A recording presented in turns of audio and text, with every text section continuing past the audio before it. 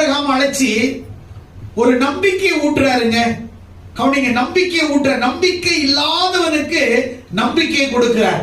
ஒரு மனுஷன் நம்பிக்கையற்ற சூழ்நிலையில் இருக்கும் பொழுது ஒரு மனுஷன் அவனை போய் தட்டி அவனை நம்பிக்கை ஏற்படுத்தி அவனை உற்சாகப்படுத்தி அவனுக்கு பக்கபலமாக தோள் கொடுத்து அவனுக்குள்ள இருக்கிறதான அந்த அவிசுவாசமான காரியம், நம்பிக்கையற்ற காரியத்தை அவனிலிருந்து எடுத்து அவனுடைய வாழ்க்கையில் உனக்கு எதிர்காலத்தில் ஒரு பிரகாசம் இருக்கிறது என்று அவனை தட்டி அவனை உசுப்பேத்தி அவனை உருவாக்கி உனக்கு ஒரு எதிர்காலம் இருக்கிறது என்று ஒருவனுக்கு ஒரு ஆறுதல் சொன்னா அவன் ரொம்ப சந்தோஷப்படுவான் இல்லையா?